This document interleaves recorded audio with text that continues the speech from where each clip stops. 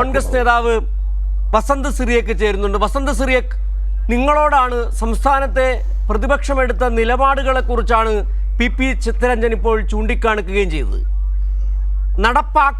നടപ്പാകാൻ സാധ്യതയില്ല എന്ന് പറഞ്ഞതെല്ലാം നടപ്പാക്കിയ സർക്കാരാണ് പിണറായി സർക്കാർ, പ്രത്യേകിച്ച് രണ്ടാം പിണറായി സർക്കാർ എന്ന് പി ചിത്തരഞ്ജൻ ചൂണ്ടിക്കാട്ടുന്നു.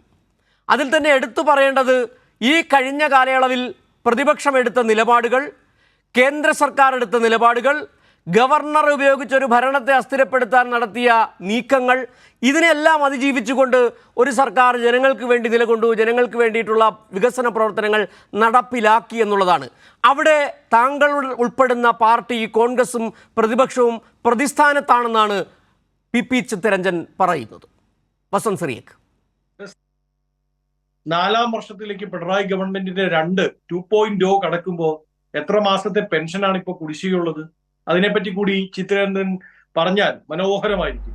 രണ്ടാമത് അദ്ദേഹം പറഞ്ഞ 57,000 കോടി രൂപ കേന്ദ്രത്തിൽ നിന്ന് കിട്ടാനുണ്ടായിരുന്നു, അതുകൊണ്ടാണ് സാമ്പത്തിക പ്രതിസന്ധി ഉണ്ടാകുന്നത് എന്ന് പറയുമ്പോൾ, ശ്രീ ചിത്തരേന്ദ്രൻ, അങ്ങയുടെ ഗവൺമെന്റോ ആ ഗവൺമെന്റിന്റെ അഭിഭാഷകനോ സുപ്രീം കോടതിയിൽ 57,000 കോടി എന്നൊരു കണക്ക് പറഞ്ഞിട്ടില്ല. അങ്ങനെ ഒരു ക്ലെയിമോ കേരളത്തിനില്ല. ഇതുകൊണ്ട് തന്നെയാണ് നിങ്ങൾ പറയുന്ന കണക്കുകളിൽ പിശകുണ്ട് എന്ന് പറഞ്ഞുകൊണ്ടാണ് കേരളത്തിന്റെ പ്രതിപക്ഷം ആ സമരങ്ങളിൽ നിന്ന് മാറി നിന്നത്. ഇനി അത് മാത്രമാണോ സാമ്പത്തിക പ്രതിസന്ധിയുടെ കാരണം?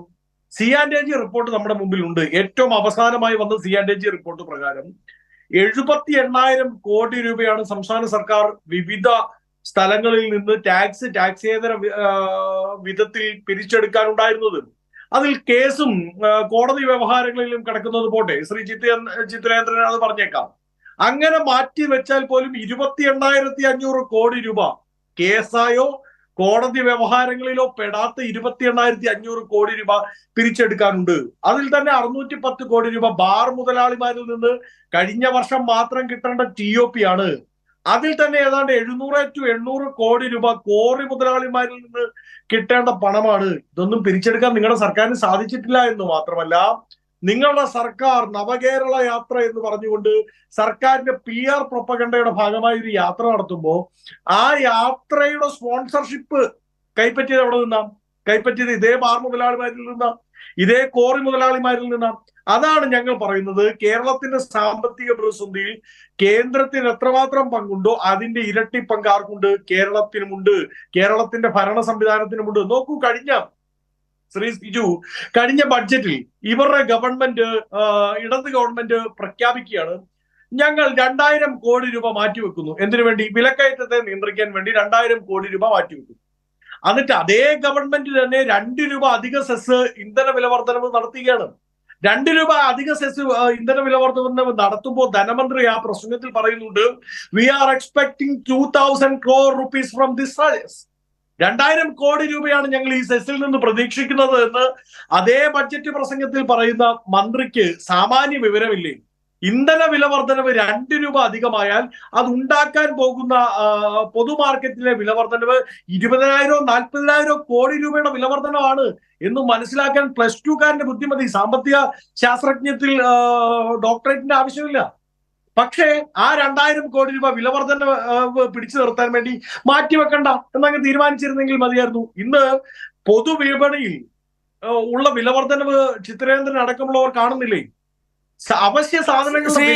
വസന്ത്, ഞാൻ ഈ സാഹചര്യത്തിൽ ഒന്ന് ഇടപെടുകയാണ്. താങ്കൾ പറഞ്ഞ ചില പ്രശ്നങ്ങൾ, സാമ്പത്തിക പ്രതിസന്ധി ഇല്ലാത്ത കണക്കാണെന്ന് പറഞ്ഞു.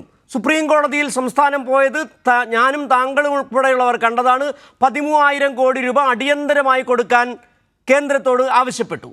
താങ്കൾ തന്നെ പറഞ്ഞു വിലക്കയറ്റത്തിൻ്റെ പ്രശ്നം, അത് കേന്ദ്ര സർക്കാരിൻ്റെ നയങ്ങളാണ് ഈ വിലക്കയറ്റത്തിനിടയാക്കിയതെന്നുള്ളത് രാജ്യം ഇവിടെ ചർച്ച ചെയ്തുകൊണ്ടിരിക്കുകയാണ്. താങ്കളുടെ പാർട്ടി അടക്കം രാജ്യത്ത് ഉയർത്തുന്ന ഏറ്റവും വലിയ പ്രശ്നങ്ങളിൽ ഒന്നാണ് ഈ വിലക്കയറ്റ പ്രശ്നം എന്ന് പറഞ്ഞ് ഈ തെരഞ്ഞെടുപ്പിലടക്കം.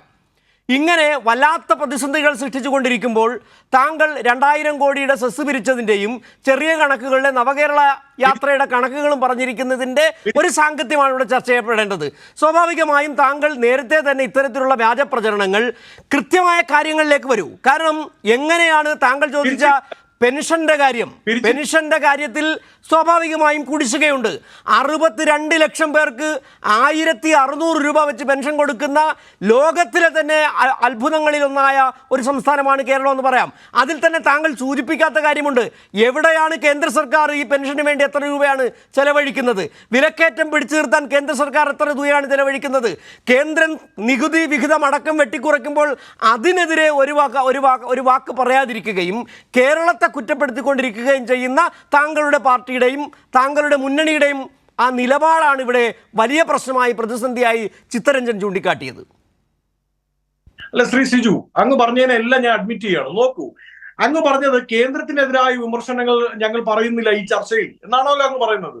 ഈ ചർച്ച മോദി ഗവൺമെന്റിന്റെ വിലയിരുത്തലല്ലോ, പിണറായി ഗവൺമെന്റിന്റെ വിലയിരുത്തലാണ്. അതുമായി ബന്ധപ്പെട്ട് സ്വാഭാവികമായും ചർച്ച കോൺസെൻട്രേറ്റ് ചെയ്യുക പിണറായി ഗവൺമെന്റുമായി ബന്ധപ്പെട്ടാണ്. രണ്ടാമതായി അങ്ങ് പറഞ്ഞു സെസ് പിരിച്ചതടക്കമുള്ള ചെറിയ ചെറിയ വിഷയങ്ങളിലേക്ക് ഞാൻ ചർച്ചയെ വലിച്ചടിച്ചുകൊണ്ട് പോകുന്നത്. സെസ് പിരിച്ചിട്ടില്ല ശ്രീജു. ഈ വളരെ കൃത്യമായി വിവരാവകാശ രേഖകൾ പ്രകാരം ഈ 2 രൂപ അധിക സെസ് സർക്കാരിലേക്ക് എത്തിയിരിക്കുന്ന 60% പരം മാത്രമാണ്. ബാക്കി പിരിച്ചെടുക്കാൻ ഈ ഗവൺമെന്റിന് സാധിച്ചിട്ടില്ല.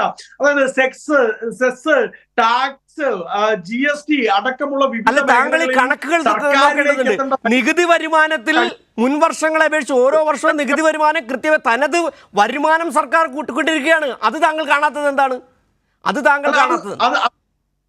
കേരളം പോലെ ഒരു കൺസ്യൂമർ സ്റ്റേറ്റിൽ പിണറായി വിജയൻ എന്നല്ല ആര് ഭരിച്ചാലും അത് ഓരോ വർഷം കൂടിക്കൊണ്ട് തന്നെ ഇരിക്കും. ഇനി ആരും ഭരിക്കുന്നില്ല എന്നിരിക്കട്ടെ, എങ്കിലും അത് കൂടിക്കൊണ്ടിരിക്കും. അവിടെ ഒരു മുഖ്യമന്ത്രി എന്ന് പേരെഴുതി വെച്ചിരിക്കുകയാണെങ്കിൽ പോലും കൂടും. കാര്യം കേരളം ഒരു കൺസ്യൂമർ സ്റ്റേറ്റ് ആണ്. അങ്ങേപോലെ ഒരു സീനിയർ മാധ്യമ പ്രവർത്തകൻ കണ്ണടച്ച് ഇരുട്ടാക്കരുത്. ശ്രീ വസന്ത്, കണ്ണടച്ചിരുട്ടാക്കൽ എന്ന് പറയുന്നത് താങ്കളാണ് നടത്തുന്നതാണ്. ഞാൻ തുടക്കത്തിൽ പറഞ്ഞ ഒരു കാര്യമുണ്ട്. ഈ സർക്കാരിനെ സംബന്ധിച്ച് സർക്കാർ ഇനിയും പറയാം, 600 പ്രകടന പത്രികയിൽ പറഞ്ഞ 600 കാര്യങ്ങൾ കഴിഞ്ഞ സർക്കാരിൻ്റെ ആ 600 കാര്യവും നടപ്പിലാക്കി എന്ന് പറയുന്നത് നിസ്സാര കാര്യമല്ല. പ്രകടന പത്രികകൾ തമാശയാണെന്ന് പറഞ്ഞ ചില ആൾക്കാരെ കുറിച്ച് നമുക്ക് ഓർമ്മയുണ്ട്. ഏതായാലും വസന്തിലേക്ക് തിരികെ വരാം.